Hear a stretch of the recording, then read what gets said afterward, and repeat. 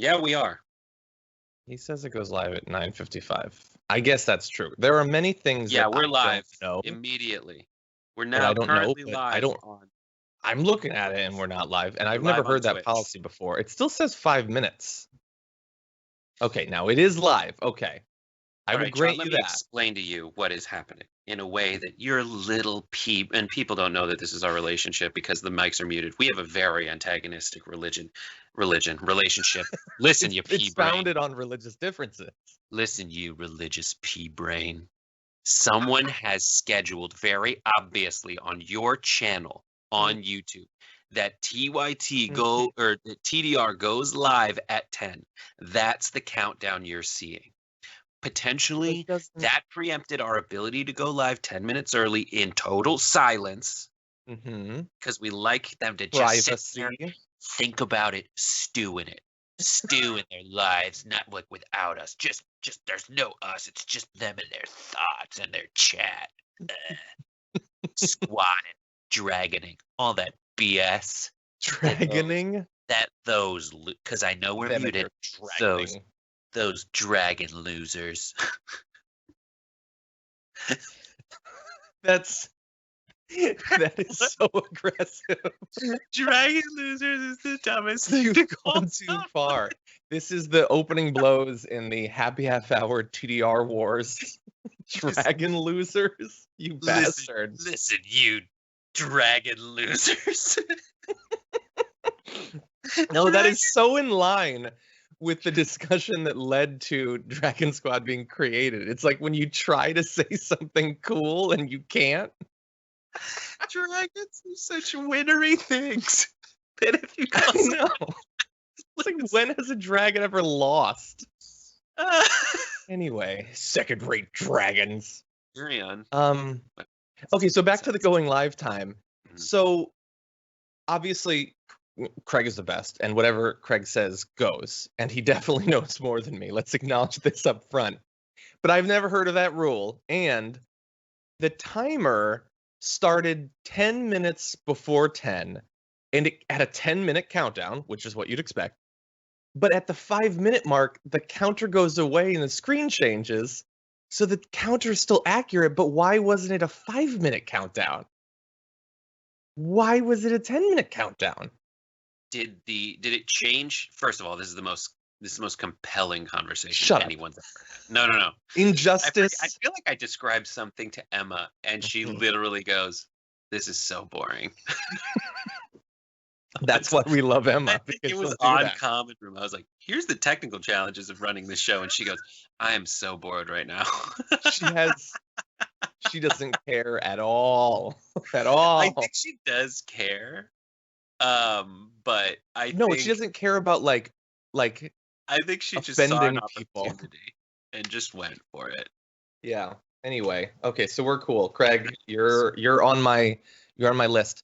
Oh yeah, weren't we supposed to have a list? I don't know. I thought that was going to be a segment. You're on my list. I'm watching you. Yeah, I guess it's garbage people. Hey, you remember when you worked on the show and we came up with ideas and then you left and I didn't have any more ideas? Yeah. Implying that they weren't mine to begin with. Could you come back for a bit? I still think someone should do Most Americans Agree. Yeah, that is good. Wait, I thought that Anna was doing that. I don't remember. This is, I think we all, as creative people who have day jobs, we all go through this cycle of like, I'm going to do every creative idea right now. And maybe you'll do one. And then you won't for a while. You'll go back to doing your day job. And then you'll come back like 2 months later, so existentially disappointed in yourself. Do you remember when we'd be in like the production meetings for the main show, and Cenk would be like, I have an idea for a segment. Let's get an animation created for it. And there wasn't like a damn person in the room who thought that any part of that was going to happen, that the animation would be made, that it would be used. Was it indeed a good idea? Well, no, some of them were great ideas. And in fact, some of them were made. But like the number of requests that various people made for segments that it's not going to happen. There were some great ones. There were some great ones that should be brought back, actually. I might steal them. I liked Scary Chart Time back in the day. I think I used. I think I did steal that briefly. I like that. I miss doing final.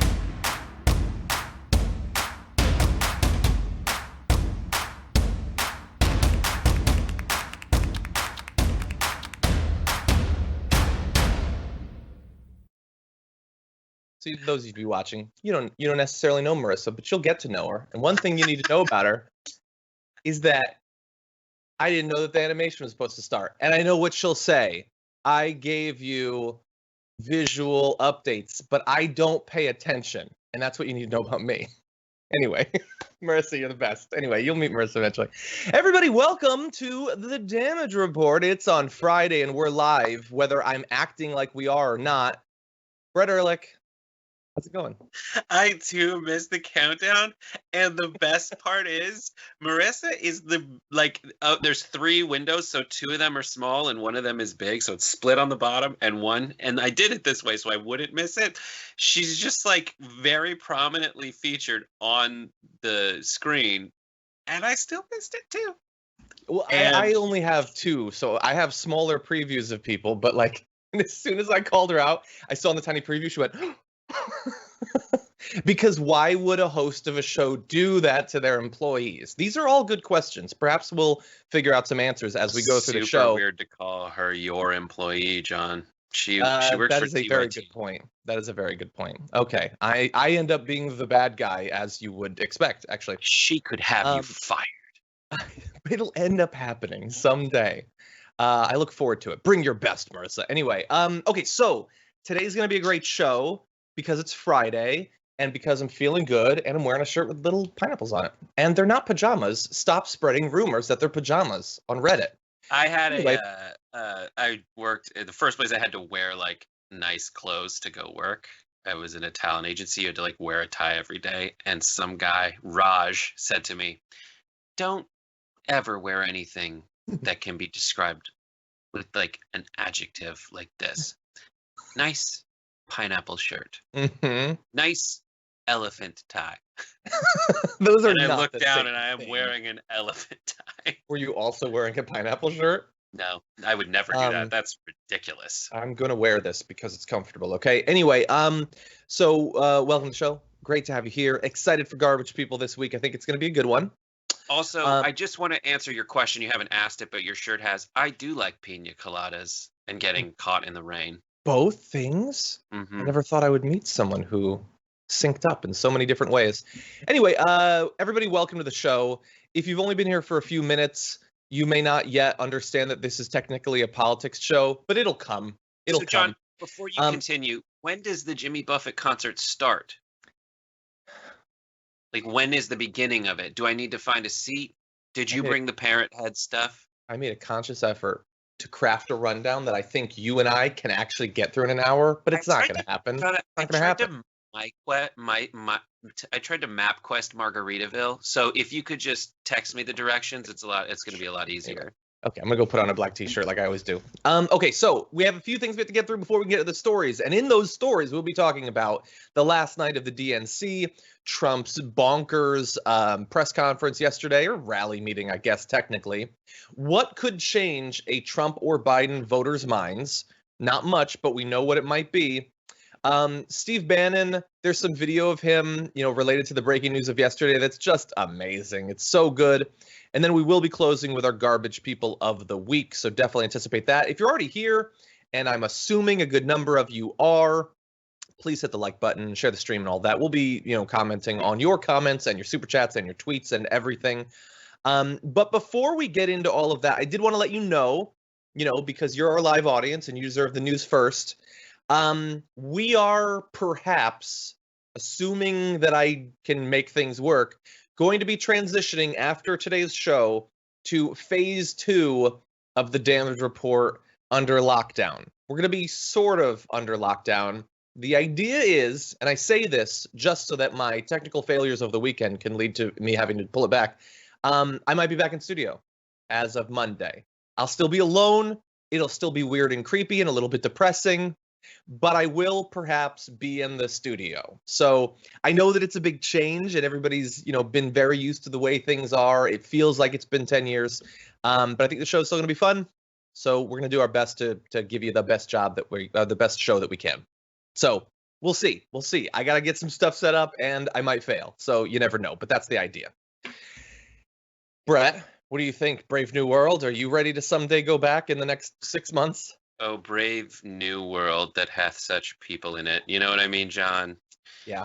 I do. If you can snag me some Soma, I'll be fine with it.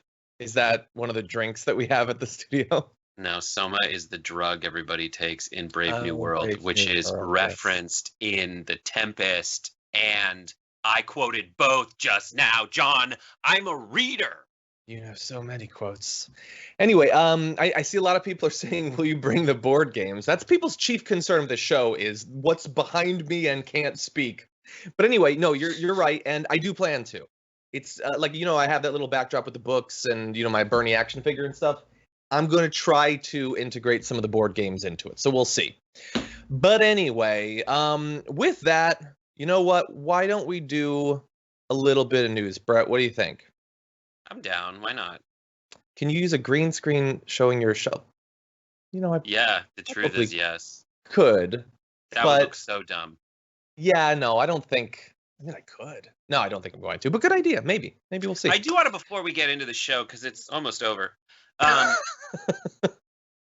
just want to thank John for giving me this camera of his. Goodness. I'm going to light it better, but now this really shows off the pure processing power of the new computer provided by Artesian Builds. It does. Get up to $100 off on your computer, entering code TYT at checkout. Artesian Builds. They built this computer. They can build yours. Yeah, no, that it's quite crisp. I can see, like, once it goes through Skype, it's not quite as good, just like mine. And in fact, yours looks sharper than mine. What have I done? I gave you the power to defeat me. But no, it looks very good. And yeah, so we're gonna continue to try to have the highest quality that we can, purely in terms of audio and video. The commentary on a downward trajectory for literally years, but when it comes to the audio video quality, it's going to be pretty good. And with that, Brett, what do you think? Yeah, my screen looks dumb. Does anyone else's? No. I'm gonna mute him, and I'm gonna start talking. Okay. Anyway, let's do this. Let's do a little bit of this, and then we can talk about Pop-Tarts or whatever. Okay.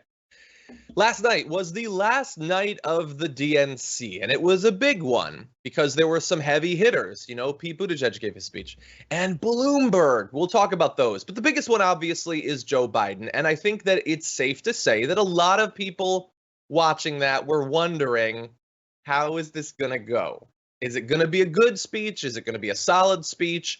Or is it going to help play into the narratives that Fox News and Donald Trump have been trying to make the election sort of hinge on about Biden and his condition? So we're going to give our views, obviously, but I want to show you a little bit of it. So here's some of Biden's opener from last night.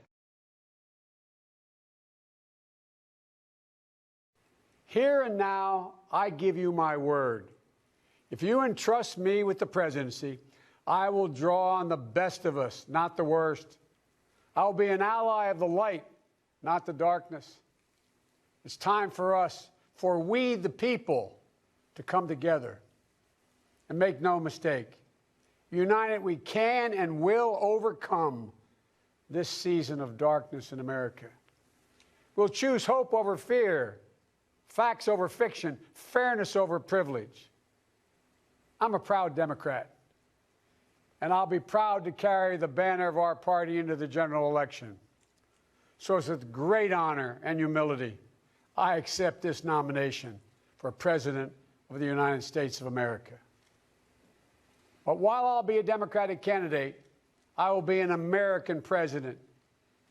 I'll work hard for those who didn't support me, as hard for them as I did for those who did vote for me. And I'll pass the preferred policies of the people who voted for me, but even more so the ones who would never give me the time of day. No, I'm joking. Okay, so Brett, did you share my concerns about how it could go, that there might be some sort of big flubs or mistakes, or that generally the energy would be too low, that sort of thing? Yes, there were a lot of things working against Joe Biden, some of which were Joe Biden, but the others of which were just the facts of doing a DNC during a quarantine where there was no one around. And that's something that Joe Biden definitely thrives on, is human beings. And he's a great retail. I mean, by and large, he's a really good retail politician. He goes and he's one of those guys, and Al Gore's the same way, where they just like look at you and go, "How are you?" And like, yeah, it's a little like too intimate, but you're like, "I don't know, I'm good." Your eyes, I don't know why I find such joy and peace in them. And that's Joe Biden. But man, did he kill it! And I mean, we can get into a conversation about what killing it means, but in terms of delivering the lines in a way that communicates something necessary in the eyes of many Americans right now, 100% he succeeded. Yeah, in terms of that delivery, I think that transitions smoothly into our next video. Here's a part of his close, actually. For love is more powerful than hate. Hope is more powerful than fear. And light is more powerful than dark. This is our moment. This is our mission. May history be able to say that the end of this chapter of American darkness began here tonight, as love and hope and light join in the battle for the soul of the nation. And this is a battle we will win, and we'll do it together. I promise you. Thank you, and may God bless you, and may God protect our troops. Good night. Yeah, it's a weird ending. I don't know. Anyway, okay, so, but overall, the reason I picked that is, while, Biden isn't the nominee I would have wanted, and the speech was not intended to cater to someone like me, that is not the speech that Donald Trump wanted him to give. He didn't want him to seem like he stumbled a few times. Someone in the chat said he stumbled 8 times. Okay, it's a speech. You're gonna stumble sometimes. He also has an empty stutter. And he has a stutter. Exactly. The idea that someone born with a stutter can be in politics is exactly a triumph. But overall, he didn't fall apart. He didn't lose his place. He spoke with energy and seeming passion and compassion for what people are going through. He demonstrated empathy.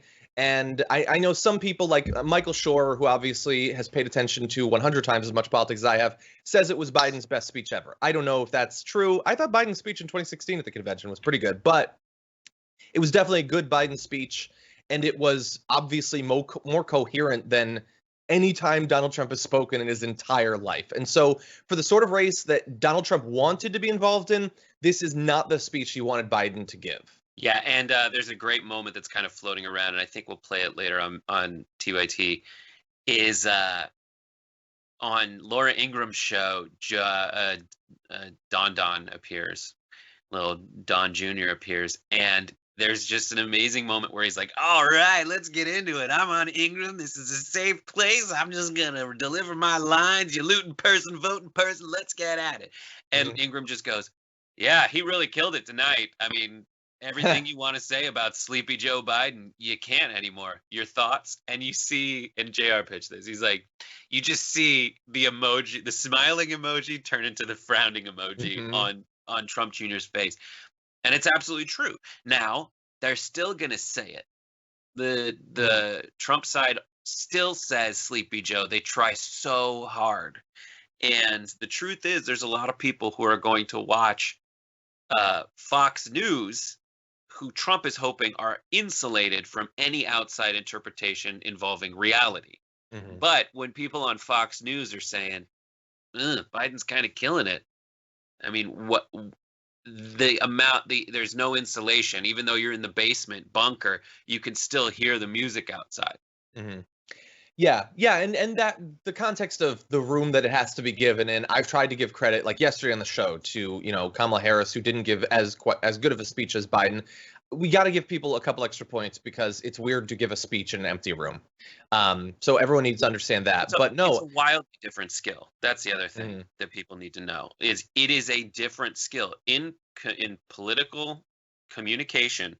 Giving a speech in front of a room is a completely different skill than essentially shooting a commercial, which is going straight down the barrel and delivering your point directly to a camera in a quiet room. And it's the difference between like stage acting and screen acting. Like if you watch early movies, everybody's like really overacting, giving you like, I'm on stage and I'm just going to do it like this. And that it took years and years for for essentially Brando to say, I'm just going to be small because the camera picks that up. And Obama understands that. Both Obamas understand that. Bernie can do it, and very few others can. And Biden, it's funny, the shot I saw was a slow push in on Biden, starting from really far away and getting more and more intimate. And that was just a masterful decision by whoever shot it, because by the end, you're right up in on Joe Biden, and that's where he succeeds. If he's not creepy, he succeeds, and he wasn't creepy, he succeeded. Yeah, and that's the technique that they used last night with Obama as well. It was like sort of slowly punching in for the most part, and it was a little bit more dynamic because of that. Now you brought up Ingram, so let's go through a few of the reactions. Once Joe Biden had finished speaking, I was left wondering how Fox was going to respond to it. And of course they're going to be critical of him, but some on the network had to at least admit that it was better than what it had been presented it was going to be. So here's a mashup of a couple of the different Fox News reactions immediately following the speech. Look, the other night I said that Michelle Obama stuck the landing. I think, keeping with that theme, that Joe Biden just hit a home run in the bottom of the ninth, which I think I got that right in terms of the sports. He had pace, rhythm, energy, emotion, and delivery. So I think that if he looks back, he's got to say, that's probably the best speech of his life. And he really just took the moment, and I love that. Now, there was... I thought it was an enormously effective speech. Remember, Donald Trump has been talking for months about Joe Biden as mentally shot, a captive of the left. And yes, Biden was reading from a teleprompter and a prepared speech, but I thought that he blew a big hole in that characterization. It seems to me that after tonight, Donald Trump is going to have to run against a candidate, not a caricature. The Democrats have had a good convention. Now it's the Republicans' turn. Okay, so look, Chris Wallace has been fairly critical of Donald Trump in comparison to other Fox hosts, so bear that in mind. And he can say now Trump is going to have to run against a candidate rather than a caricature, but Trump is going to do what he's going to do, and he's going to try to make those same things stick. I just think that it is less realistic that will work. If Biden ends up giving that same sort of performance at the debate, relatively keeping it together, the expectations have been set so low that it's going to come off looking like a win for him. Yeah, that is the expectation. You're absolutely right. And I would it's a slight distinction, maybe without a difference, but the reality is created by Fox. The reality for the right is created by Donald Trump and Fox News. And there is a struggle there.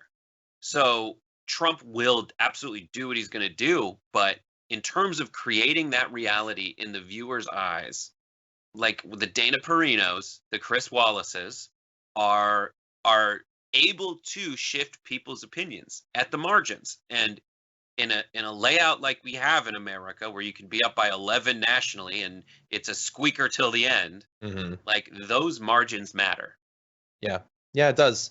And so I was a bit surprised by Dana Perino there, both that I would expect Chris Wallace to say something like that. I didn't necessarily expect Dana Perino. I was more surprised by the fact that she talks about sports metaphors the exact same way that I do.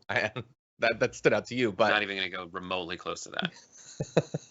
I make the same sort of self-deprecating jokes, But anyway, this morning, I thought this was a great headline. I couldn't watch. What are you going to say? I was just going to say, she's a Bushy. She's a Bush person, and she was a Bush communications director. So a couple things there. She's like, let's get back to, quote, caring about, the way this place looks. And for her, it's not just the presidency that's been tarnished in her eyes. It's the pulpit or whatever, the podium at the pressers that's been tarnished in her eyes. Watching Kayleigh McEnany go out there, she's from the Ari Fleischer, Dana Perino time where you just didn't say anything, and you kept it close to the vest, and you didn't look like an idiot. You kind of just looked like a jerk. And she would and people are looking like idiot jerks up there right now, and she doesn't like that. So that's probably part of the reason why she's saying what she's saying. It might be, yeah. And look, that's a lot of what Biden is trying to do. Tell people, look, whatever you preferred about the previous time, we're going to give you some of that. Now, this morning, Fox and Friends apparently played a mashup of positive media coverage of Joe Biden's DNC speech because one of the narratives is that everybody's too easy on him. But then they had to concede that it was a good speech. So somewhat undercutting their argument. Although, I don't know, Brett, if you saw Pete Hegseth's like a Biden's talking about light versus dark. And sure, there's Marianne Williamson vibes to that, saying, what does that make Trump like Darth Vader? And isn't Comrade Cortez the Jedi? He just is like, I just got a free trial for Disney Plus, so I'm kind of going through all the Star Wars catching up. movies. That's all it is. Yeah, and look, dude. Okay, I get that you're trying to sort of imply that you're tapped into pop culture or whatever, but it was Brad Parscale that was talking about the Death Star, and you guys thought it was so funny when Trump was Thanos. Now you're like trying to spin that on a guy who didn't even say that. Also, Jedis are cool, man. Yeah, you just called her the super duper cool. It's the coolest thing. It's right up there with superheroes. Anyway, yeah. So, look, it's going to be interesting to see. I'm assuming that, look, Tucker Carlson and Sean Hannity are not going to continue that sort of like, no, he actually did okay. They're not going to say that, obviously.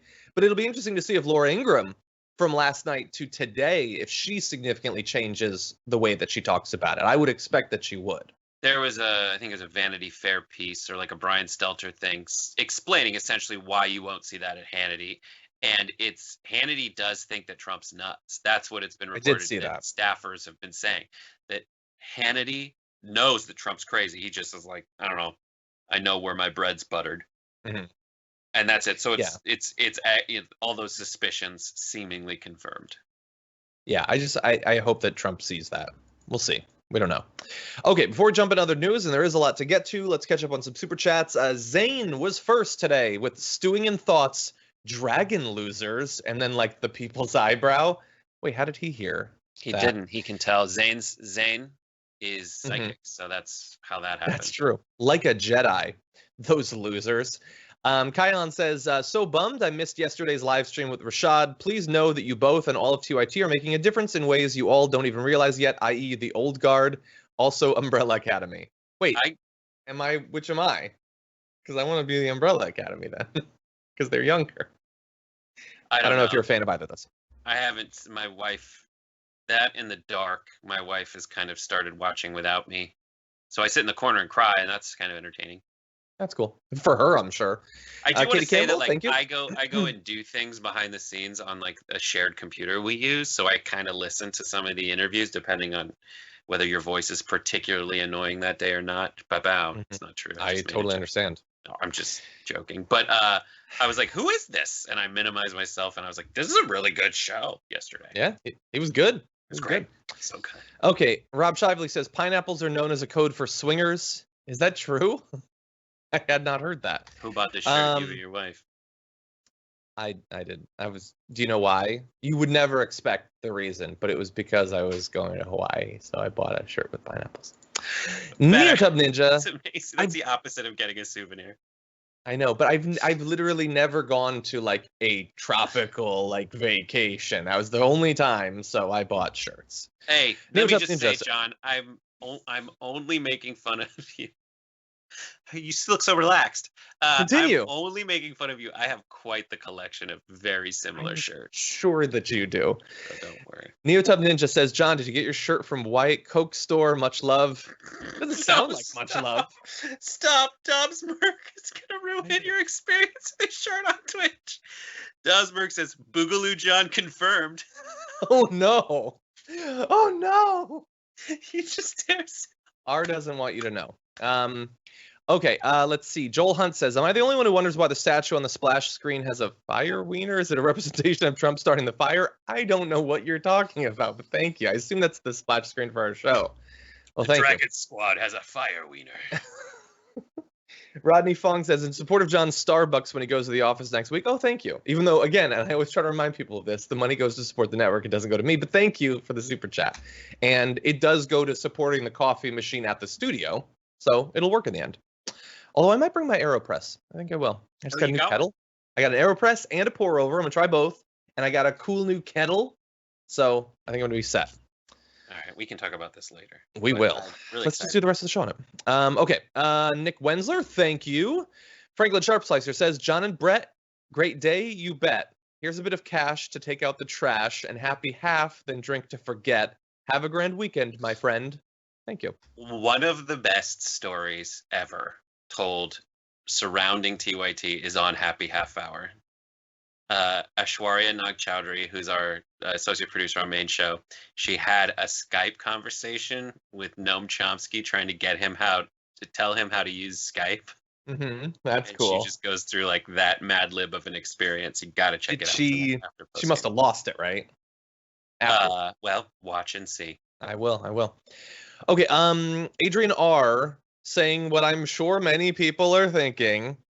I like it way better from home. Wouldn't it reduce overhead to do shows remotely? It feels like you guys are talking to us and not an audience. I 100% get what you're saying. I really, really do. And it has been a great experience and I have loved it. But also it is there are people who can work from home and like do everything. Not just like I'm doing the show. Granted, that's my job. That's not all my job. There's a lot of other stuff that I have to do. And I am not the sort of person that can work in the same way from home. And so there's other stuff that could be better, could be improving. And it's difficult. And I live in a very small space. And my wife needs space too, because she also produces and hosts stuff. She needs to shoot. It's just, look, I'm going to try to take some of what we've done over the past 5 months and create a hybrid. That's what I'm going to try to do. And if you guys have input on that, you guys and girls have input, guys and gals, I should say, have input on that, feel free to let me know. But it's going to happen eventually. I'm going to try to make the best of this situation. I got to wear shirts that button up other than this pajama shirt at some point. I got to put on shoes. I got to wake up in the morning and go somewhere. It's just like if anyone else has been sort of forced to work from home or has been, laid off, like every day is like the same. And there's just a part of your life that you want to resume. So John, is it a themed restaurant on a cruise ship that you work at, or does everyone who works for that cruise line have to wear that shirt? Are you in the smoothie zone by the pool? You're trying to pretend that there's no choice. No, you have the blue pineapple shirt, you have the red lemon shirt, and the yellow strawberries shirt. You choose which shirt you want to wear on any given day. It creates a cool set, like it's a set of shirts. Yeah. I hate you. Okay. And then when everyone goes to sleep, you guys fight to the death. Shuffleboard to the death. Okay. Anyway, with that, let's jump back into it. Okay. Yesterday, Donald Trump gave a speech, and when I say that, I mean that he spoke. That's it, really. That's the bar. He is going to be criticizing today Joe Biden's speech, that it was off a teleprompter, that it was not good enough. When he does that, I want you to bear in mind what he was talking about at his address yesterday. We kept the oil, if that's okay with you. We kept the oil. We have some back and keeping the oil. We should have kept the oil in Iraq, too.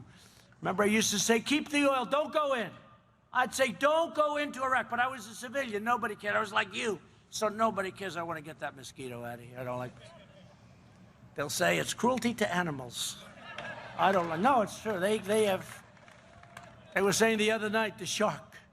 They were saying, oh, sharks, we have to protect them. I said, wait a minute, wait. They actually want to remove all the seals in order to save the shark. I said, wait a minute, don't you have it the other way around? That's true. Well, I'm not a big fan of sharks either. I don't know how many votes am I going to lose. I have people calling me up, sir, we have a fund to save the shark. It's called Save the Shark. I say, no, thank you. I have other things I can contribute to. Yeah. He does a lot of contributions. Okay, so I get it. I've had this conversation with Brett enough. I know, Brett, he's joking. He's being charming, right? Not anymore. No? Wait, Trump's what? finally Was I lost wrong? me. He's joking. It's just not reading. And especially if in your head you have, hopefully, you have this idea of Trump in front of like a giant crowd all the time, you could hear the laughter coming back at him. And now it's like, it's like the soup. It's like one guy. Oh my God. And that's it. It's so bad. He's so aggressively dumb. Mm-hmm. Yeah. That was aggressively dumb. It's a pandemic, and there's been an economic collapse, and he's telling jokes. And that's why. Like, for me, I've said it on your show before. It's like, if you are, so obviously it seems like the Democrats are angling for moderate Republicans to get them to come over to the other side. And until this pandemic, for those moderate white suburban Republicans, it was just annoying and the country wasn't tangibly worse for them. Now the country is tangibly worse for them. And those aren't the anti-intellectual voters. Those are the ones who are like, I want to send my kid to a good school out here in Naperville and Oak Park and Springfield, Sycamore Crest. Those folks are not responding well to these statements. Those folks just didn't want the Clintons jammed down their throats. Like they'd had it with or they just stayed home because they didn't want to do anything. But now the country's worse. And even people who know that their stock portfolio is doing well right now, they know that it can't go on like this. And if he is, going to launch these ridiculous attacks and do his tight 5 minutes, like he can do that on a different network when he's not the president of the United States. Like, don't worry. He'll still have his last despot standing comedy show, but you just can't have him doing it from the Oval Office. Exactly. And some of those people that they like the state of their stock portfolio are probably not that worried about their stock portfolio under Joe Biden. And the Wall Street Journal was like, yes, confirmed, suspicions confirmed, Biden's fine. That's what's happening. Yeah. And so he's, he starts talking about oil and saying we committed war crimes. And then what do you know? All of a sudden he's talking about sharks and seals. And the thing is, from what we found out, especially from that DHS former, chief of staff, this is what he does in meetings too. This isn't just a show for the cameras. This is what he does in the actual meetings. But anyway, again, also just really quick, are you moving on from sharks? Yes. Okay, before you do, there was a non-tiny part of the Stormy Daniels account of what happened, where she said he kept freaking out about sharks. That's true. And they were like, it's all false. It's all false. It's like, well, he just, in front of his big trucks, he's talking about how scared he is of sharks. Oh, what a man. What a man. Exactly. Big shark or big truck, small shark. Yeah, the weirdly confirming the intimate details she gave. Like if she talked about moles and he just kept talking about itchy moles or something, dude, you got to get something new to talk about. But anyway, again, he's going to be talking about, no, don't worry about what Joe said last night. He's still Sleepy Joe. He's still Crazy Joe or whatever. He just doesn't have it together. You know who does have it together? Donald Trump, as this mashup will demonstrate. And I see again the forest fires are starting. They're starting again in California. I said, you got to clean your floors. You got to clean your forests. They have many, many years of leaves and broken trees. And they're like so flammable. You touch them and it goes up. I've been telling them this now for 3 years, but they don't want to listen. The environment. Little things, and they laugh at it when I say it. The light bulb, those new expensive light bulbs. I said, what happened to the old ones? They're better. They said they were mandated out. I said, why? Nobody could explain why. Dishwashers, they don't give you any water. They give you not enough water, so they're lousy. So what do people do? They press the button again and again. No water.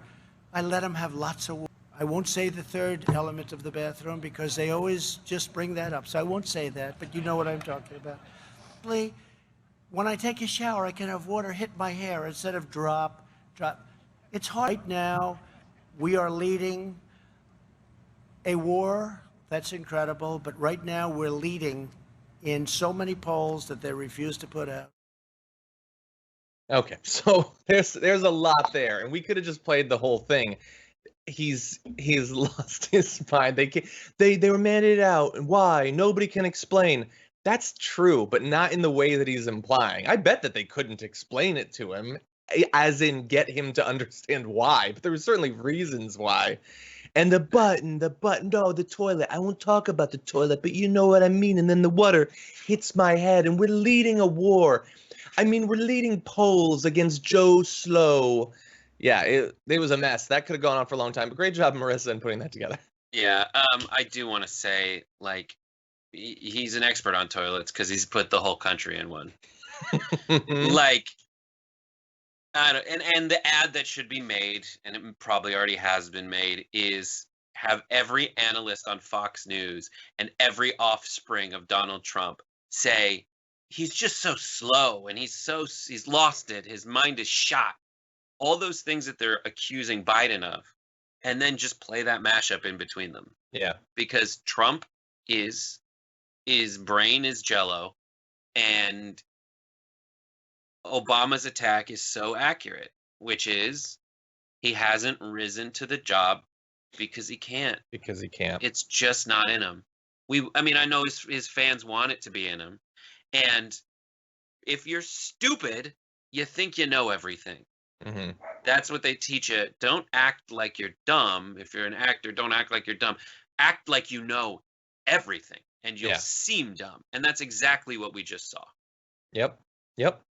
And there's an aspect of that I want to focus on. So Donald Trump gives his speech, and most of it, weirdly enough, is about the environment in one way or another. It's how he knows what's best about how you stop forest fires, which is that you have to rake nature. And he knows what's better with the environmental standards on the light bulbs and the dishwasher and the toilet and my hair. And, oh, sharks are scary. I hope they eat the seals or something. And mosquitoes. It's all, and we got to steal the oil. We need more. It's all about the environment. And then he gets to the projection. So he had this to say, AOC, that's another beauty. She's the designer of the Green New Deal. She knows nothing about the environment. She probably never studied. If I asked her, how many hours have you taken on the environment? Yeah, that's a tough question for her. How many hours have you taken on the environment? You should learn more about mosquitoes and forest raking and sharks from the president. You said this once about the grabber by the P tape. He talks about doing it with ladies like someone who's never done it. He talks like he's a cool guy, like someone who it's a bag of sand, like 40-year-old virgins. It's a bag of sand. Like, that's it. And he talks about taking classes like a guy who's never gone to them. How many hours have you taken? So this ties back to his attack on her. He thinks because he went to Harvard and Wharton or whatever that he's a smart guy. That's not it. He went to Harvard and Wharton because his daddy paid for it, because he was part of a family that paid for it. That's why he went to those places. And he tries to attack. And so the reason he's saying how many hours has he taken is he's trying to attack her the same way he attacked her for going to BU, even though she said, challenge me, man. I got better grades than you. I will share them as soon as you do. Right. Yeah. And you'll notice he didn't provide those grades. You'll notice. But like it's like going after a pilot and then saying the tallness of the plane and like, we got to use the doohickey that keeps you steady. It's like, no, the pilot knows, you don't know, and you just expose in your attempt to make the pilot look like an idiot that the only idiot here is you. Yeah. And look, I want to give you a little bit more projection. Two weird versions of projections. So remember, the QAnon stuff where he was asked about it, and they're just good people, they just care about America. So he had this to say. This is not about Q. Bear that in mind. They want to cancel you, totally cancel you, take your job, turn your family against you for speaking your mind, while they indoctrinate your children with twisted worldviews that nobody ever thought possible. That doesn't make sense. That nobody ever thought possible. That doesn't make any sense. Those words together don't make sense. But the twisted worldviews that they want to, that nobody ever thought possible, that's a great description of the QAnon movement, that people could be this deceived. I never thought this many people would be this deceived. And then he's trying to mash it up with cancel culture. I don't get that that's convincing.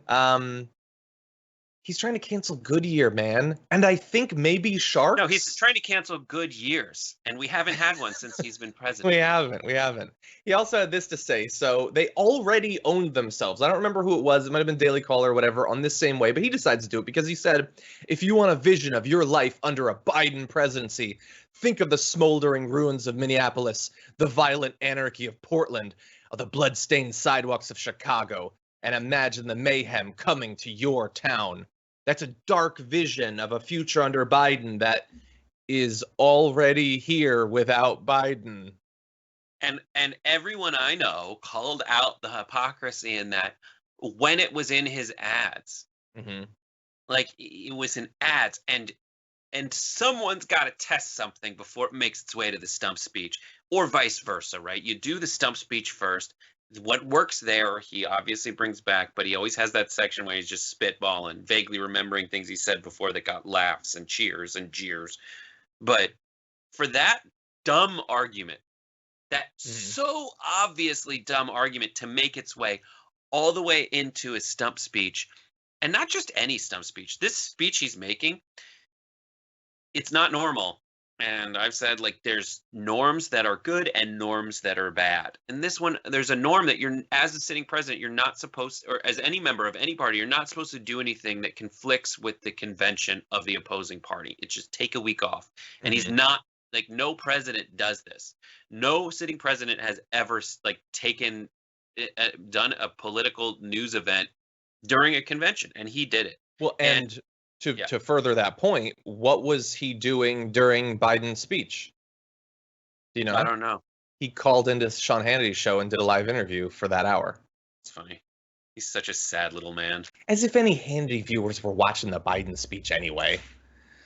It's weird. Anyway, it might be the radio show. I don't know. Anyway, he was talking to Sean Hannity. Okay.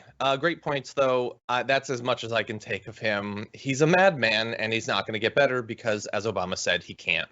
So let's read a few super chats before we move on. Das Boys Fleisch. I haven't seen one of your super chats in a while. I'm glad to see that you're still here. John is wearing the pajama of protection again. Stats, plus 50 HP, plus 50 armor, plus 30 to all resistances. That's pretty good. Pineapple Aura, replenish life, plus 5. That sounds good. I'll take that. Okay, Scott Gardner in the YouTube comment says, John doesn't have the correct amount of flair on his shirt. And I think Bart or Craig added to the document, 15 is the minimum. It's up to you if you just want to do the bare minimum. Pretty good. Alley Cat K says, 25th Amendment, please. Okay, let's see. In the Twitch section, for some reason, Bart has written, guys, Jedis are not so cool. They're bad at taking care of kids with lightsabers and not looking after young Anakin Skywalker, becoming absentee mom and dads, causing the creation of Darth Vader. The Jedis are awful at doing daycare for young Jedis. Also, I would suggest the movie The Postman should be the next TYT Watch movie. It's a masterpiece. Is that the Postman? Interesting. I've never seen that movie. Was that the Costner film? It's like a... It is, I think. Yeah. It was like, interesting. Yeah, well, that's a good idea. I don't know what it's about, but I can assume based on, like, Louis DeJoy. I do want to say on Twitch, are you going to do more Twitch stuff? Me? Gotham resub for 2 months at tier 1. Kyle Jordo has subscribed. Thunder Voice cheered 100 bits saying, I'm so happy to see that you're promoting pineapple pizza with your pajamas today. We can't have that at our house because my wife hates like sweet and meat together. So pineapple, like the Hawaiian, is a mistake. Hillary DK Moho and Squid resubbed. Pinkerbell Pixie gifted a tier 1 sub. Francis the Rogue resub for 4 months because like Francis is not afraid to commit. Thank you, Francis. And then there was some other ones. We got a bunch of subs. That's before the show. Magic Beer Belly on the YouTube comment says The Postman is the only movie I've ever walked out of. It's so bloody boring. Oh, that's such like Bart. This is such a Bart thing. It's like, because Bart will just, I can't tell if he's just being contrarian or if I'm missing something wildly significant and insightful. Mm-hmm. And I'll probably watch The Postman and be like, oh, that's the part Bart likes. God, he's it's probably right. It's probably okay. Damn it. I like that. Damn it. He's right. Anyway. And it's exactly, that's just in line with the Jedi thing. It's like he's absolutely right about the daycare thing, but he's also trying to say that Jedis aren't cool, which is an insane statement. That's the craziest thing you could possibly say. Velociraptors, lame. I don't like them. I don't think they're cool. Yeah. Well, if they could couldn't outsmart 2 kids. Yes, it's a lizard that talks to another lizard. But he can't outsmart 2 tiny. That's exactly Bart's thing. You're just like, I can't. Why am I rethinking whether Velociraptors are cool because of a very well-made point? Moho and Squid said, keep the Soma. Just put me in a coma about 2020. Okay, we're gonna get through these stories. Okay, so let's do some more news. Okay, and no, I'm not gonna prove that I'm not wearing matching pants. Okay, it's a shirt. Okay, I got it at the mall. I'm not gonna prove it. I don't need to prove anything. Okay, let's do this. We've still got a couple of months until the election. So the question is, how much room is there for people to change their mind? If you've already decided that Biden's your guy, or Trump is the person you're going to vote for? Can you actually change that? Well, there's a poll trying to get to it. The headline version of this is that no, not a lot of people are going to change their minds. Even the ones who say that they might, a lot of them are lying. But let's dive into it. So the first poll shows, what would cause Trump or Biden supporters to change their vote? So first of all, nothing is true for 71% of Biden voters and 67% of Trump voters. But would it be a personal thing or a policy thing? Turns out personal stuff a little bit more likely to affect Biden supporters, policy stuff more likely to affect Trump supporters. I'm actually surprised by that. I did not think that the policy section for Trump voters would be that high. What do you make of that, Brett? The policy for Trump voters, you didn't think it would be that high? That if Trump were to go to change to supporting some policy or opposing it, that would be a significant chunk of all of the ways that his supporters could turn on him. I assumed it would be more personality-based things or identity politics-based things, or he hates the same people I do. So you're looking at 19%, like it's a big number. It's bigger than the personal section. Okay, so if you want me to read tea leaves, I'm thinking maybe it's Second Amendment, NRA. Maybe it's I've been attacked so hard for 1 in 5 people thinks I've been attacked so hard for this just being a cult of personality that in the same way you doubt they'd ever change anyway. You're they want to give you an out that's not just me being personal here. Sure. Yeah, maybe. Okay, so let's dive into it for the candidates. For Biden, what are things that could cause his supporters to change their vote? Interestingly, the single biggest thing, it is 22% of all of the possible change, is if he in some way changes his approach to racism. Death and healthcare is very high. You could sort of combine that with COVID-19. That would be about 15%. And the economic policies are obviously big. We are in an economic catastrophe, so that makes sense. But it is interesting that the single biggest component is something to do with racism. Yeah, so what is this useful for? This graph to me is useful for messaging if you're working for the Trump campaign. Yes, which I means think so. all the dumb Joe Biden, sleepy Joe is not what I'm going to do. I'm going to try to neutralize the Black Lives Matter voters by bringing up things like the crime bill, amplifying this, why did Obama wait so long to endorse Joe Biden? That's what they're going to try to do. That's the only thing to come out of this that I think works positively for Trump. Yeah, I agree. But the interesting thing is, but they want to present him as a person that's going to defund the police and give BLM everything it wants. That's what they seem to be going with, which would make it harder for them to do what you want to do. And look, they could make both types of ads and try to target them at different people, surely. But I think that makes it a little bit more difficult, that their current trajectory is he's in the pocket of whatever far left radicals want, including defunding the police, getting rid of ICE and all of that, even though he's explicitly not for those things. Right. And they can make both arguments for, it's 73 days or whatever to the election. They can make both arguments for a while, see what's working, and then adjust. And they're pretty good at that. They're good at both that and then just saying something over and over and over again, unwaveringly. The other explainer potentially for this 22% is that that's just the biggest, one of the two biggest things right now. Yeah, that's true. The racism is a big thing, and the other one is COVID. And the two aspects of the COVID issue are death and health and the economy. Yeah, that's true. That's true. Those split each other, and when added together are essentially the same. It's also interesting, by the way, that commit a heinous crime would only convince 7%. I think the reason that that's out there is just because it's a thing that could happen, but they don't believe. People who see that are like, all right, that's not going to happen. Oh, I see. They're saying it's just unlikely to be the thing. Okay. Yeah, well, now let's compare this to the Trump supporters. So I actually am a little bit more impressed, and maybe it's sort of trying to get out in front of what you said, basically, that like, hey, stop saying we don't have policy concerns. I'll give you policy concerns. But death and health combined with COVID is it's a huge percentage of all of the possible things that could change their view. My follow-up question to this would be, if I could, is, wait, so what has he not done that he could potentially do that would sway you on that topic? Like 177,000 people have died. What are you waiting for at this point to have a critical view of his response to the pandemic? So my interpretation of that is that 18% doesn't think that COVID's a thing, and they think that Trump is on their side with that.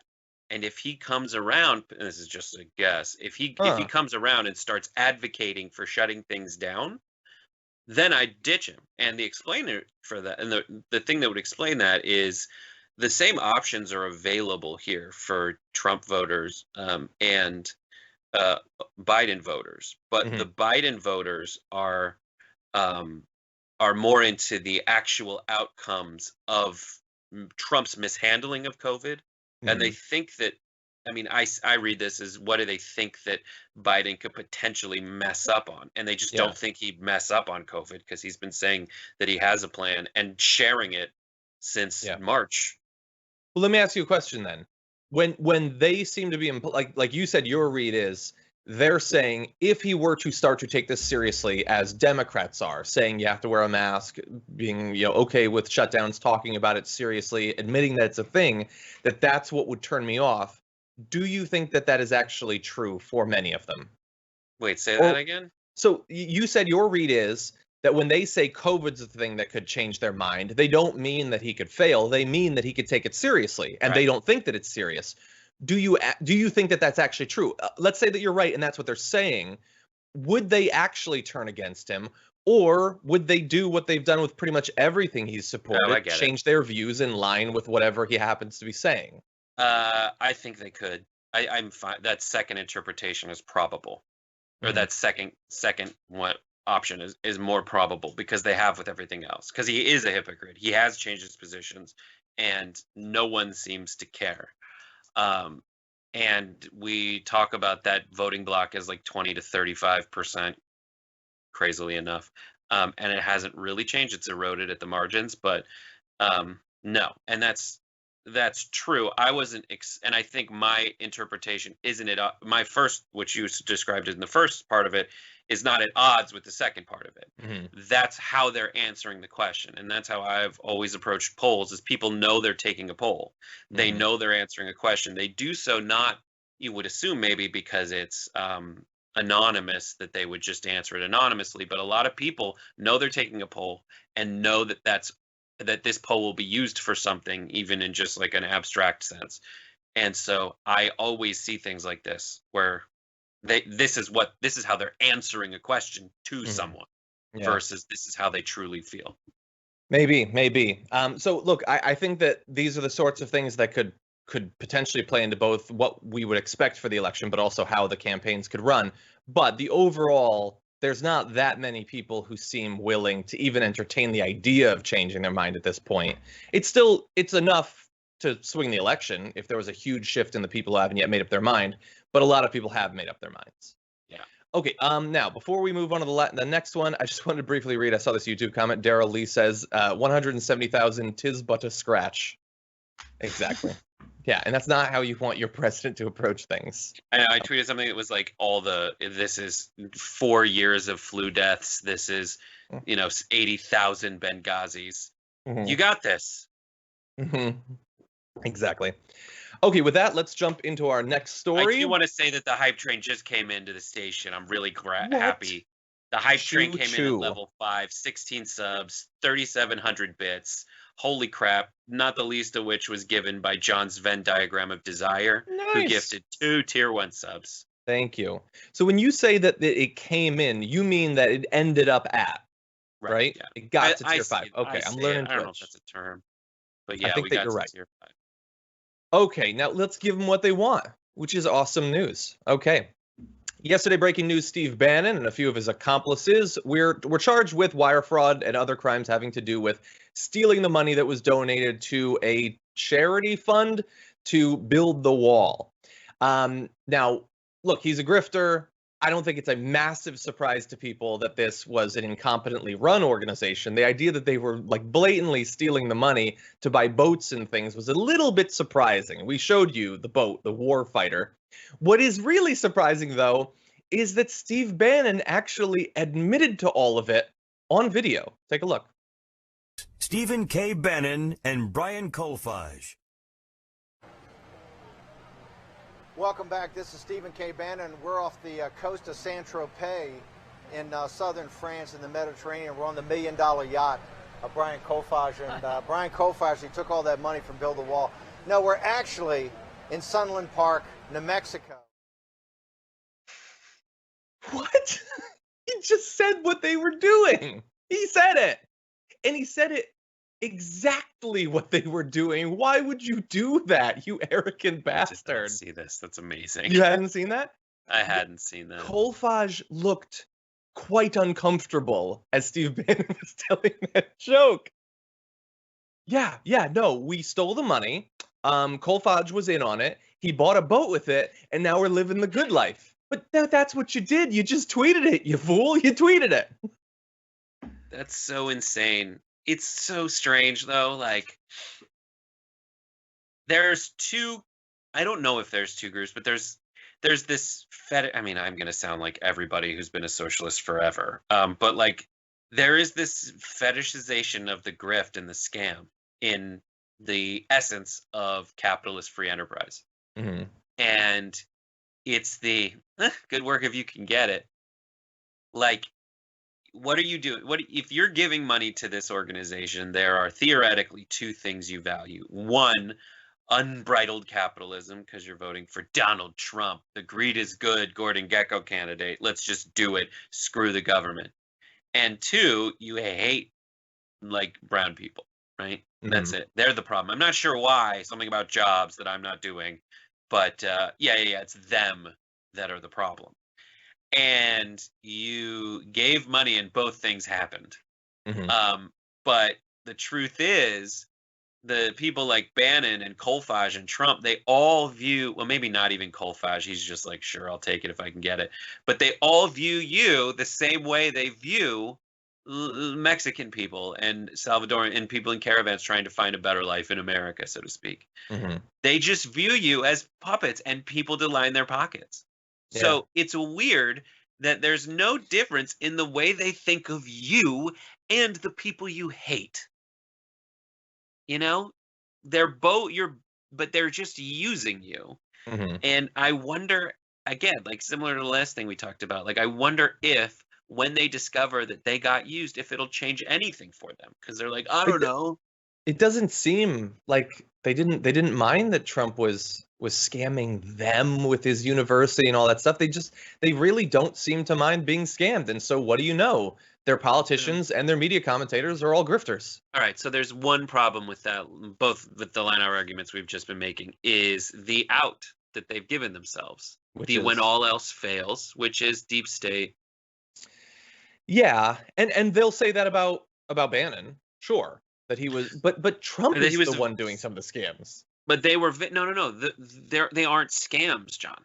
These aren't scams. Every bit of the news reporting on this, is it anyone? And they framed it all as conspiracy theories when as conspiracies when actually it's just how things should work. Like Ron Johnson during his when he's not yelling the F word over and over again because he can't get his connection to work.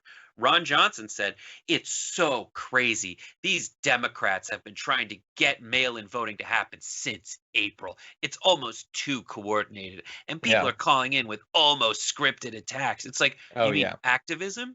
You mean having a plan? Are those concepts so foreign to you that you just want to paint them as like crazy ideas that are a little too perfect to work? Well, no, it's because decent practical actions are the enemies of the impractical, dogmatic, random ass dictator who's trying to get people to discredit reason. Yeah. And that's what's happening. Yeah. Okay, a couple other aspects of the story though. One is I just saw this on Twitter and I thought, you being who you are, I'd run it past you. So they had a scam that they were going to get a bunch of money by pretending to build a wall on the border with Mexico. And then they were so committed to the scam that they ended up getting arrested on a boat. Does that remind you of anything? Yes, I've made a huge mistake.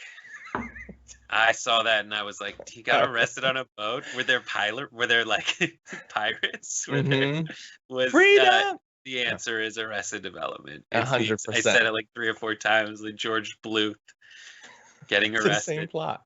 Even the admitting it, like accidentally. Imagine what he must have said to Bannon when the cameras went off. Anyway, so that's true. Unfortunately, it gets even more twisted than this because despite the fact that Trump and his spokespeople, like Kayleigh McEnany, are trying to be like, no, we don't know anything about this. Over a year ago, the Pentagon Inspector General began looking into a suspicious $400 million contract given from the Department of Homeland Security to the construction company linked to Bannon's group. The funds came at Senator Kevin Cramer and Trump's urging. This is Fisher. What's that? Fisher. Oh, yeah, exactly. That's way more money than what we had talked about specifically for Bannon to be stealing. And the weird thing is that Trump supposedly has hated Bannon for far longer than that period, but it is there. And we gave you a preview of some of the Trump family attachments to this organization. Well, we have video evidence of one of them. Take a look.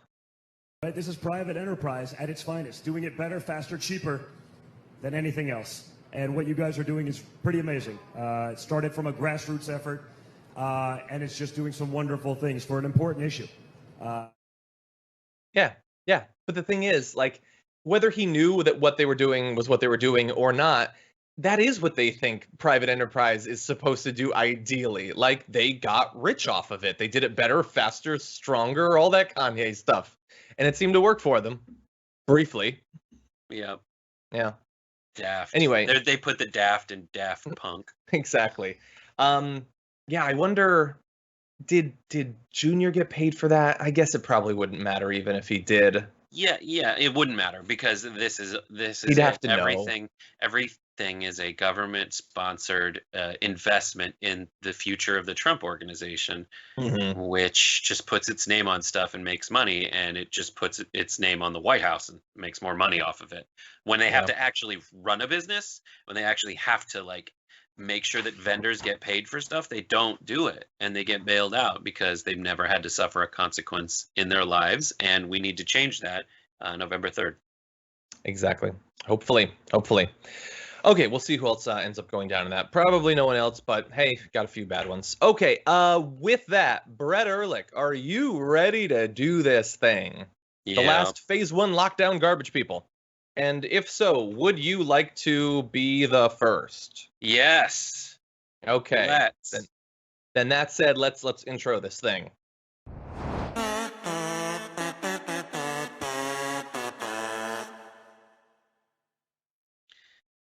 My garbage person is the guy who shot Osama bin Laden.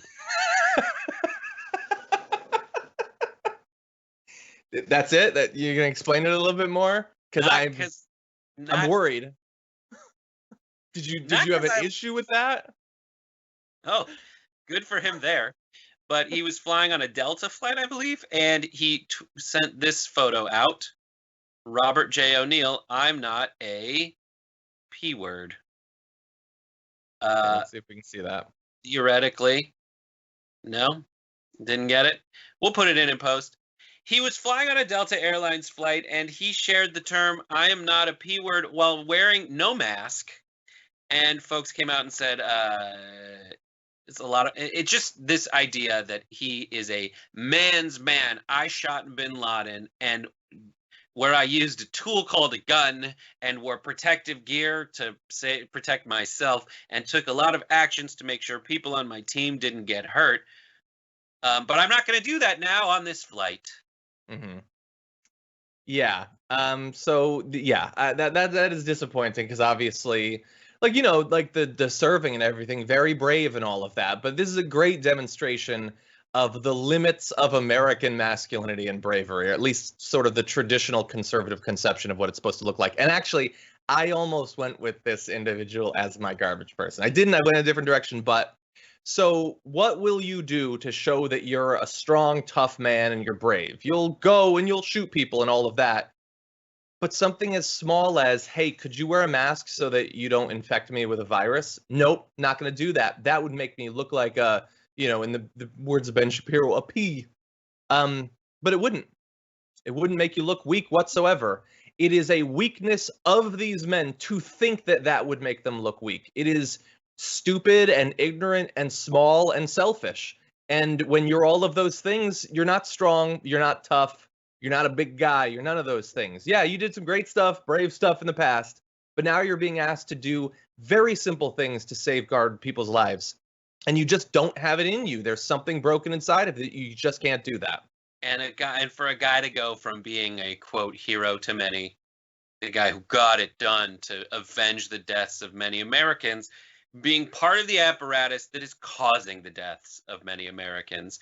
And yes, he did avenge. He was part of the operation that avenged 9/11. But because of behavior like this and gross incompetence of the administration that endorses behavior like this, we've seen the deaths of 68 9/11s, 65 9/11s. So think about it. It is so frustrating. And then this is the same guy who has called the protesters terrorists, which is insane. And then called the people who the police any police officer who did anything but like directly assault them, the ones he, in his mind, retreated, he called them P words. He's a P word. He's a P word. Yeah, super brave, did stuff that neither Brett or I could probably do, but there's more to it than that. And some of it just takes you getting over yourself. And it's so easy. It's so easy to just go along with this to get some, conservative retweets or whatever. The dude's like busy trying to tweet through it on Twitter right now. No, you messed up. You could wear a mask. You could do that. You probably did that as a SEAL very often, by the way. Yeah. You did it then. You could do it now. That's not too much to ask. That's the bare minimum to ask. Not just for a SEAL, for literally anyone. Yeah. He was added to SEAL Team 6's Rock of Shame. Is that an unofficial list of unit pariahs, according to The Intercept, and he was banned from the team's Virginia Beach headquarters. So so there you go. So even in the unit, he is a D-bag. And then also he got banned by Delta Airlines, according to his account, which good. And this is what's so frustrating to me. These same people who are like, well, it's against a private company can't be forced to make a cake for a gay person. They think that those private companies should be forced to let you walk in without a mask. Mm-hmm. Yeah. No. And they get to, like, would you fly in a plane that there was a bunch of people not wearing masks? Well, dude, I know a ton of people who work in the airline industry and work both in the galley and in the cockpit or in the whatever the fuselage or what, I forget what it's called. Walk up and down the aisles and in the cockpit and it's terrifying. It's horrible and terrifying. And it's a very small space with recirculated air. Yeah, and people already are handing you like dirty diapers and stuff. Like, no, that's ridiculous. And they should take care of the people who work there, and that's it. And that's the priority. And again, if you think that 170,000 deaths is a hoax, maybe you are too lost. But at the very least, you can't get on the plane. Yeah, you can't because other people won't, and they get to make money. Last bit is like the inherent irony of like avenge the guy who was a hero because he avenged people who were killed on a plane, endangering people on a plane. That is true. I had not actually directly thought about that. That's a good point. Okay, for my garbage person of the week, it's someone who has this topic has ended people in the trash recently for attempting to destroy whatever is left of American democracy. It is Louis DeJoy is my garbage person. And he's been garbage this morning. He's going to continue to be garbage throughout the day because he is doing his testifying before the U.S. Senate right now. and he is confirming effectively what we knew about why he's there and what he wants to happen in the election. So he said in his testimony that he will not reinstall more than 600 mail sorting machines that have been removed under his leadership. Postal workers say the removal of those machines have contributed to major mail delays that could affect whether mail ballots are counted in the 2020 election. So it's been an absolute disaster. There's an LA Times article about dead animals in the mail and rotting produce and things like that. So when we saw his statement earlier this week about, no, I'm not going to do anything more, whatever, until the election, we wondered, is this going to be absolute BS? Or at least what form of BS is it going to be? Well, he's not going to actually reverse those things. So the emergency condition that we're in, the disaster, will continue because that's the goal. He said specifically there is no intention to do that. They are not needed. But by no definition, political or just for a concern over the delivery of medication, no objective person thinks that they're not needed. They are desperately needed. But what they are not needed for is being there if you want to make sure that people can't vote in a timely fashion and make sure that all the votes are counted on election night. And that is, of course, the goal. And so they will remain out of service. We got 59 machines in Florida, 58 in Texas, and then it goes down from there. But these are in very big populous states, important states for the election. And so that was obviously dishonest. Now, I have a couple other things I'm going to mention, but Brett, what do you think about the pick of DeJoy? It's a great choice. I agree with you. He is a garbage person. So his installation in this position is the same as Judge Doom and Roger Rabbit. Like, I bought the red car so I could dismantle it. Like, instead of a trolley in this situation, it's the entire U.S. Postal Service that he's in charge of. So he could make money, not with a freeway, but with eliminating democracy in the country best known for it. Whether that's accurate or not, but like Greece. We are supposed to Greece. Thank you, John. Thanks for your etymology. Oh, you had all of your quotations earlier. I get to make one Greece reference. That was a good joke. It was great. Thank you. Tell me more, John. I will, because there is more. Okay, so he also said this. He said, I have never spoken to the president about the Postal Service other than to congratulate me when I accepted the position, which is interesting that you've never talked to him about the Postal Service. You just got congratulated. And Trump had said that he hadn't met with him. And in fact, Jim Acosta has a tweet saying just this past Sunday, Trump said he hasn't spoken to DeJoy, but White House confirms the two met last week on Monday. Okay, so he says they didn't meet. Then the White House is like, okay, they did meet. So then the spokesperson says, oh, but it was just a meeting to congratulate DeJoy on being confirmed. But he was confirmed months ago. Why all of a sudden now would they be meeting about that? That doesn't pass any smell test. Convenient. Yeah. Oh, it's convenient that it is exactly the thing that you were on record for. Perfect. Nailed it. We really accounted for all parts of that, didn't we? And and how long was the meeting? Because those two aren't mutually exclusive, because congratulations on getting confirmed. Don't know how we did that. Now, also, this will allow you to dismantle the post office the way that we always planned for it to happen. And there's so much nefarious about this. There's the incidental standard Republican approach to government operations, which is my argument is that anything run by the government now is wasteful. You should give that money to me so I can run it. My friends, the people who've donated to me, so I can it's just a way to privatize something so that a private corporation consisting of like 20 people can run it, instead of like employing government workers who many more can make an actual salary and living with good benefits and a stable job off of it. But also the explicit job of getting rid of making mail-in voting as precarious as they said it would be. They're fulfilling the prophecy that they made. This isn't, hey, it's really bad out there and just look for yourself. It's like, no, it's really bad out there because you made it bad. The U.S. Postal Service gets everywhere. And the private companies that y'all are saying are so great at it don't. And they cost way more money. This is just a grab for cash. Totally. And it maybe I'm in a bubble as to the amount of success they've had in pushing this, but the idea that Trump on the one hand is saying it's going to be a disaster while they're obviously doing everything they can to make it a disaster, that seems like, yeah, shouldn't we not let them do that? Maybe they're not. Maybe they're not. But in terms of your ability to vote, DeJoy had a little bit to say about that after saying he's not going to put those machines back in order. He says, asked what advice he'd give voters amid concerns, he says, vote early. So that's Thank you. Nice and insulting. I will. Okay, and vote that's early. the only option that I have now, thanks to you and your terribleness. Yeah. And or also could you plug the machines back in? That would be cool. Could you do that? No, just vote weeks early. Okay. Right. Okay. It's like, oh, I'm going to pause all the things I'm going to that we were doing to the post office. That's like pausing the Jenga after you toppled it. Mm-hmm. Oh, Exactly. plank, plank, plank. It's like, let's just put a pin in this.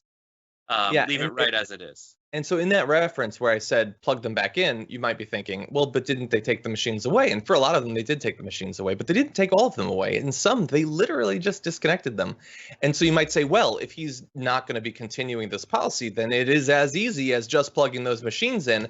But no, because according to Motherboard on Vice, USPS headquarters tells managers not to reconnect mail sorting machines.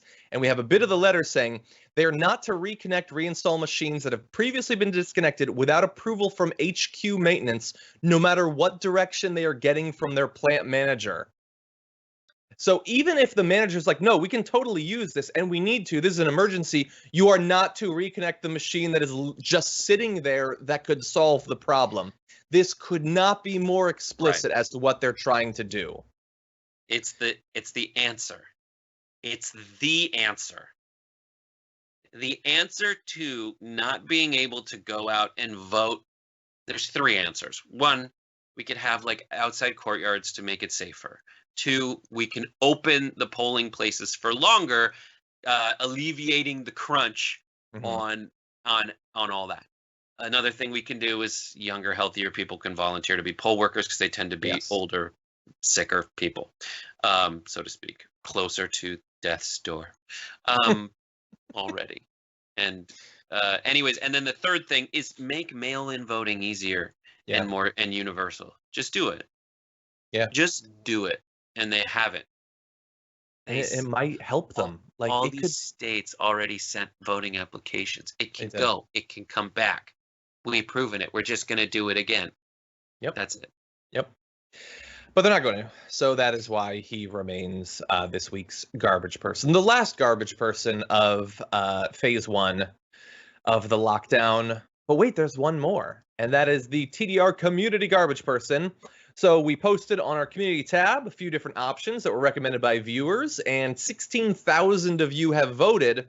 And at the number one spot, Louis DeJoy. So bad we all now know his name. That's great. At 46% for doing that. Mitch McConnell comes in at second and 31. This is actually one of the closer votes for taking a vacation while Americans suffer and for everything else about him. 14% went to the DNC for giving Republicans way more time than AOC. By the way, on that, the recount has a great chart of the distribution of speaking roles going back many conventions, plotted against the percentage of the Democratic electorate that says that they're liberal, and it is a directly inverse relationship. Every single convention, more Democrats say they're liberal, and at every single convention, a higher percentage of the speaking roles go to conservatives. It's amazing. Liberal's such a weird thing. I know it is, but the numbers are going up. It wasn't liberal just... is a barb from progressive, and so fewer and fewer of them should probably say it. I don't know. Like it's a barb coming from progressives, so to speak. I understand that, but if the options you're given are liberal or conservative. Anyway, yeah. And 8% of the vote went to the meatpacking industry for doing nothing while workers got COVID. I'm glad that you guys are so focused on that. We were talking about it earlier this week. So thank you, everybody, for voting, the 16,000 of you that did. He is indeed garbage. Now, twice over. So he's twice-baked garbage. Brett, thank you, as always. What can people expect out of Happy Half Hour? Well, we got a couple programs coming up. Happy Half Hour today is Aishwarya Nag Chowdhury, who's going to be talking about, who's an associate producer, who's going to be talking about her experience talking to Noam Chomsky on Skype. I want to see it. And then Common room tonight is a boiler common room. The boiler room is our Pittsburgh contingent of publishers. Mhm. We have made one change in the lineup, but it is still all Pittsburgh. It's going to be Aaron Wysocki, Hannah Gibbons, and Chris Hauk, and all coming from Pittsburgh. The people who publish your videos, who make sure they got tags, titles, descriptions, thumbnails, on time, when it happens, how it happens. They're going to share their opinions on questions I haven't come up with yet. So be sure to check that out. So that's going to be awesome. But everyone should also know Aaron Wysocki has been around like as long as only few others. Like he's one of the earlier employees. He's got the most behind the scenes information. So bear that in mind. Originally it was going to be Mike, but Mike just got back from vacation and there's stuff he's got to do today. So he's going to be on a later episode. We were going to have Aaron for the OG episode later, but you got to make these changes. You gotta, and we're gonna. Okay, with that, Brett, thank you as always. Great to have you on, and I'll talk to you soon. Great to be here. Deep, deep hugs. The deepest.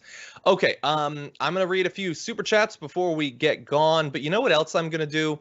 I would do it anyway, but especially if this does end up being the last in Studio One, there's been some requests. So give me 1 sec. Good, I'm still here. It's Brett. Don't worry, I'll just hang out. John's going to get something. I'm sure it's a porcupine because he's got a vast porcupine collection. So if he starts screaming, shouting, just let us know. He's back. Hear you yet. Bye. I gotta go. My wife came in. Bye. Okay, Brett. Thank you. Hey, everybody. Bye. This is Hilo. He's been very happy to welcome you into our home for the last half a year or so. He's still a bit sleepy and he's a little bit scared. But it's going to be okay, buddy. We're just going to read some super chats. Okay, so Peggy Harkness, thank you for your super chat. Rachel Rhodes says, notice there weren't any super chats, so here you go. Happy Garbage Day. There were, but thank you anyway. I do appreciate it. Justin says, John, your shirt is amazing. Brett is just jealous that you can pull it off. Love you both. Keep up the great fight. Thank you. I'm not sure everyone would agree with you, but I do appreciate the support for the shirt. Delta Tango, thank you. And thank you for banning that garbage person. Do appreciate that. Marcus, thank you for your emoji. I haven't seen that one before. Okay, so let's see. Raleigh says, my mom's the one who flipped to Biden because Colin Powell. I offered to mow her lawn, and when I was done, she had a 30-pack of beer. See what happens when you cross party lines? That's a great point. That's how you inspire bipartisanship. With beer. I'm going to let Hilo go, if I can. Hilo, buddy. Fly free! Okay, so Gamer Boy says, I'm fairly certain the people who said policy over personality for Trump get confused over opinions and actual policy. Yeah, no, I think every regular person's like delineation of those things is probably going to be a little bit loose, but it did come out the way it came out. Anton says, I'm a big supporter of AOC as well, but I cringe at your hero worship of her. Celebrity status for a politician is problematic. When a constituency becomes a fan base, accountability is compromised. Sure, I just might disagree to the extent that it is hero worship. We can be critical of her when we are, or when we need to be, and I think that we are. We can do it with Bernie Sanders as well, who, by the way, I've supported for far longer than AOC. Bernie Sanders, so far as I know, isn't weighing in on the Ed Markey primary, and he should be. It's consequential, and others like Nancy Pelosi and Mark Pocan yesterday did their endorsements. Bernie should get involved. AOC endorsed Markey like last year, so credit to her for that.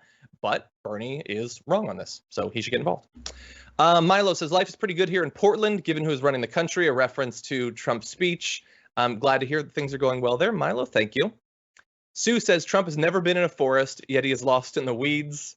Totally. Imagine him walking through nature. You can't picture it. You just can't. S. Minch says, hi, John and Brett. I'm so pumped for garbage people. So many options this week. It was a tough one to pick. And we, in the end, almost picked the same people. But I went a different direction.